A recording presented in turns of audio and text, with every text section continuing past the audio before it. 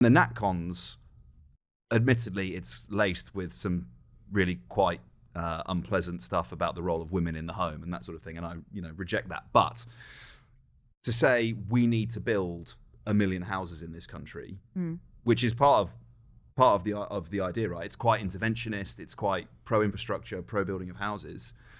Are they not addressing the concerns that you're raising about unaffordable housing, about the cost of living? Are they not actually providing answers to those problems that you're talking about? No, because in that same conference, we were talking about fruit pickers and how too many people are on welfare and not enough people are working, or they're all on benefits, and that's really distracting me. Sorry, yeah, I'm just trying to place my times pint can I say it? in a non-loud way. just kept repeating it until the pint went on.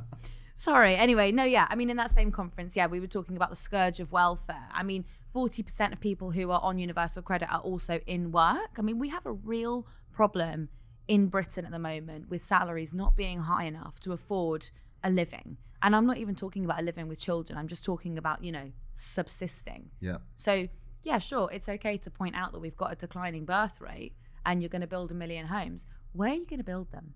Because you've also managed to basically carve out half of the UK and say that it's NIMBY land and we're not building on it. So I think this is an important thing to make, and that touches on, you're talking about the Conservative Party. These people are so fringe. These people actually aren't responsible for that, like the National Conservative movement aren't. And they're also so fringe. I think it's important to remember when we're talking about this, that these aren't the Conservative Party. Rishi Sunak's not there. There are government ministers there. There are a few MPs. It's not like the Venn diagram of the two organisations slightly overlaps. I kind of think I'm going to paraphrase Logan Roy. These are not serious people. There's a speaker. Yeah, Darren Grimes was there.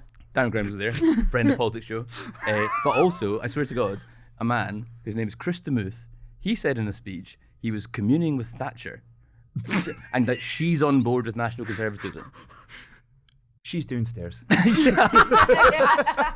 downstairs. What did Thatcher say to Chris DeMuth? He's like, oh, she's on board with National Conservatism.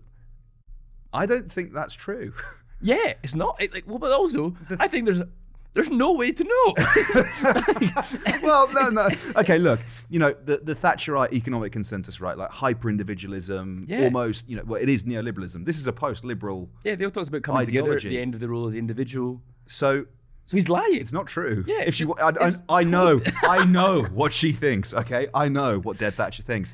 No, it's an interesting Overton window to pin you in there. but this guy as well he's an American academic. So if Thatcher's going to commune with somebody, why would it be him? I don't know. But where did I want to know more about the seance he's had. I think that's a really important point because about the seance. No, about the politics of these people, because I kind of would push back on what you're saying, because one of the Home Secretary is speaking here, right? And she is one of the great four offices of state. The British government is well represented at this conference. But her ideas, she said something about, where we begin doesn't really matter. And so I'm going to break it to you, if you're conservative, actually where you begin really is quite important, because the entire fucking point of it is conserving tradition, roots, institutions. So if where you begin what are you? And that's kind of the point, I think. She is more of that libertarian free market type of thinking, and this conference isn't about that. And I find that really, really interesting, that this younger crowd, that maybe not all of them ascribe to these ideas, but they're interested in them, that their actual political home might not naturally be the Conservative Party. Yeah. And if it isn't, where do they go? And where does this political force go? And I guess that's kind of a consequence. We're talking when these ideological tribes in the Conservative Party battle it out. If it's not NatCon, if the National Conservatives don't win that battle, where are the people who adhere to these ideas going to go? Green Party. Naturally. I think also as well, is there a point about so young people feeling politically disaffected by the political system at large. They're not necessarily automatically going to go to the left, as we know, it's well evidenced that there are young right-wing people.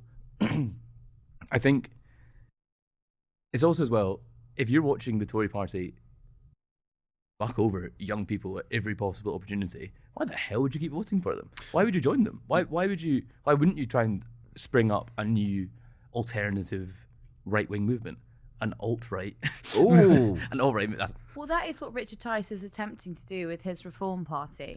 With young people. Yes, he's actually really going after that. He's really like honing in on policies like graduate tax, really getting into that. He's really looking at energy costs. Is it that he doesn't want anyone to pay income tax for the first 20 grand they earn? Yes.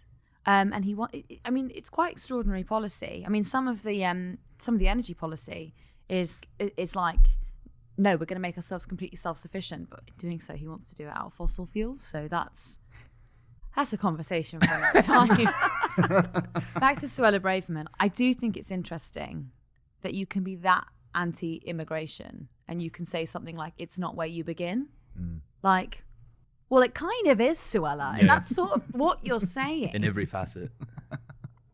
Yeah, I think when we're talking about that group of people and where their sort of electoral politics goes, you're talking about a generation of people who have basically grown up post-financial crash in conservative Britain, in austerity Britain.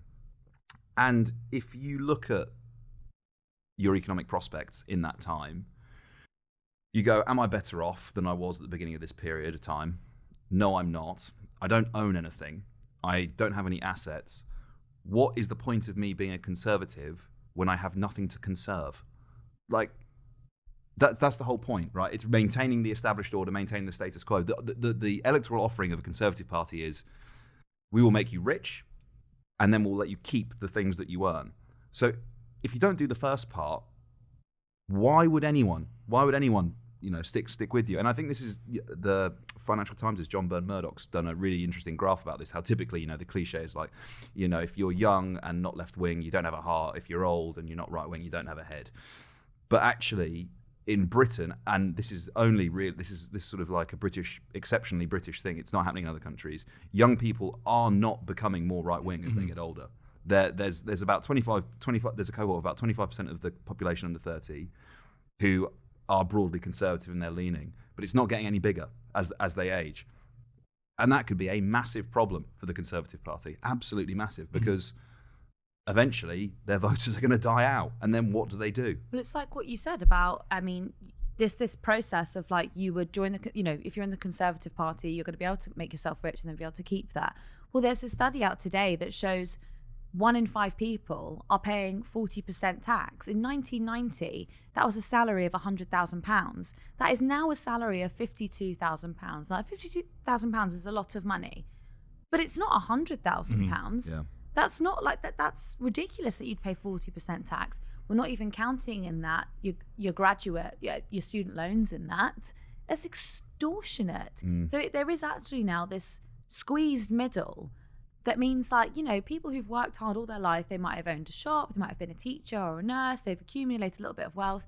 They're paying so much money in tax now. They can't go on holiday. They can't go out for dinner on a Friday night. What is the point of voting for the Conservatives?